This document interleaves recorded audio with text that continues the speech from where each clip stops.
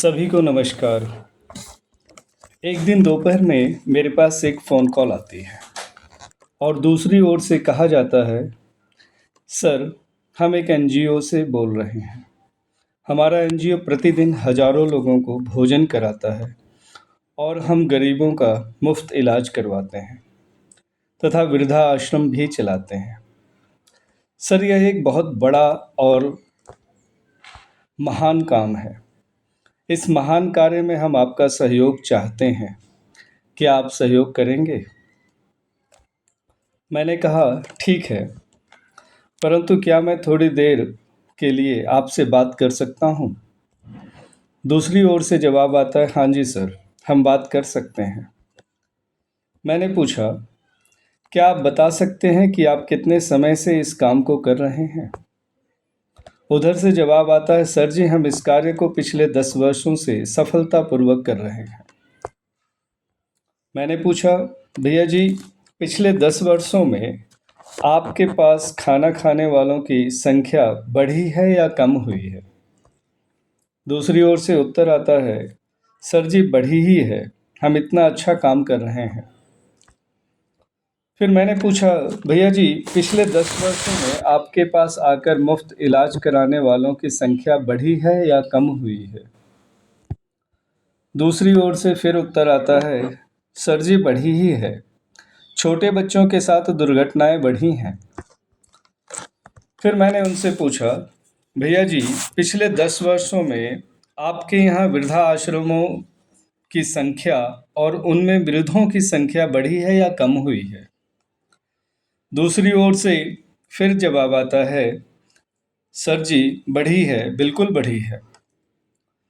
फिर मैंने उनसे विनम्रतापूर्वक पूछा, भैया जी, क्या आप चाहते हैं कि इनकी संख्या बढ़े, बढ़ती रहे या कम हो?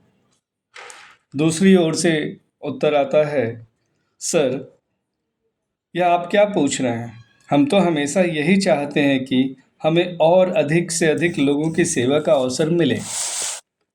फिर मैंने उनसे पूछा, भैया, ज़रा सोच समझकर जवाब दीजिए। लगता है आप मेरा प्रश्न समझ नहीं पाए हैं। मैं अपने प्रश्न को विस्तार देता हूँ। मैं ये पूछ रहा हूँ कि आपके पास ऐसे लोग खाना खाने आते हैं जो अपने लिए 2 वक्त का भोजन नहीं कमा सकते। क्या आप चाहते हैं कि समाज में ऐसे लोगों की संख्या बढ़े? आपके पास दुर्घटनाग्रस्त बच्चे उपचार के लिए आते हैं। क्या आप चाहते हैं कि ऐसी दुर्घटनाएं बढ़ें? आपने बताया कि आपके यहाँ वृद्धा आश्रमों में वृद्धों की संख्या बढ़ रही है। क्या आप चाहते हैं कि अधिक से अधिक वृद्ध अपने घरों से निकाले जाएं? आप ऐसा चाहते हैं? दूसरी ओर से उत्तर आता है, नहीं सर, ऐसा नहीं है। कोई भी ऐसा नहीं चाह सकता है। कोई भी ऐसा नहीं सोच सकता है। ऐसा सोचना भी पाप है। तो मैंने उनसे कहा कि भैया जी, लेकिन आपने ही कहा कि पिछले 10 वर्षों में इनकी संख्या बढ़ी है।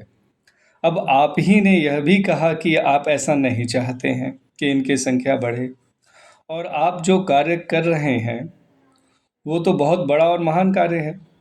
और इस कार्य को करने के दौरान आपने पाया कि जो आप नहीं चाहते हैं वही हो रहा है या वैसा ही परिणाम आ रहा है। क्या अब भी आप इस कार्य को महान और बड़ा काम बताएंगे? दूसरी ओर से जवाब आ रहा है, हम तो अभी तक ऐसा ही सोचते आए हैं और हमें इस कार्य को करने पर गर्व भी है। फिर मैंने उनसे कहा, भैया जी, चलिए एक प्रश्न का उत्तर और दे दीजिए। ये जो वृद्धा आश्रम में वृद्ध माता पिता हैं, ये गरीब घरों से आते हैं या अमीर घरों से? दूसरी ओर से उत्तर आता है, सर जी, ये सभी बुजुर्ग अमीर घरों से ही हैं। तो मैंने उनसे बात को आगे बढ़ाते हुए कहा, तो भैया जी, इससे यह तो सिद्ध हो गया कि ये घटना धन संपत्ति के अभाव में तो नहीं हो रही है। समस्या आर्थिक है या मानसिक? और जिस कार्य को आप कर रहे हैं इससे क्या किसी प्रकार की सकारात्मक मानसिकता का विकास हो रहा है? दूसरी ओर से कॉल डिस्कनेक्ट कर दी गई, परंतु बात यहाँ खत्म नहीं होती है। इस बात को अन्यथा न लिया जाए। यहाँ ऐसा कुछ भी नहीं कहा जा रहा है कि ये काम सभी काम गलत हैं या ये कोई खराब काम है, परंतु इसे पहचानने की ज़रूरत तो है कि ये हमारी तात्कालीन ज़रूरत है, आवश्यकता है, मजबूरी है। अब मजबूरी को मजबूरी की तरह देखा जाए या उसका गुणगान और बखान किया जाए या उस पर गर्व किया जाए। यदि किसी देश या समाज में डॉक्टर्स और हॉस्पिटल्स की बहुत अधिक संख्या हो जाए, तो यह उस समाज के मानव चेतना के विकास के लक्षण हैं या मानव चेतना के ह्रास का परिणाम है? इस पर गर्व किया जाना चाहिए। यदि किसी व्यक्ति को बहुत अधिक सुरक्षा बलों के साथ घर से बाहर निकलना पड़ता है, तो वो अपने को सुरक्षित महसूस करता है या असुरक्षित? जैसे जैसे पद, पैसा और शोहरत बढ़ती है, व्यक्ति सुरक्षित होता है या असुरक्षित होता है? यदि किसी देश के पास सबसे घातक और विनाशक हथियार तैयार होते हैं, तो ये मानवता की सफलता का सूचक है या मानवता के ह्रास का परिणाम है? हमें सोचना होगा कि मजबूरियों को मजबूरियों के रूप में पहचाना जाए और समाज को उनसे बाहर निकालने पर विचार किया जाए, या मजबूरियों पर गर्व किया जाए, उनका महिमा मंडन किया जाए। आप ही सोचिए। मध्यस्थ दर्शन जीवन विद्या एक सही दृष्टिकोण का नाम है। नमस्कार, धन्यवाद।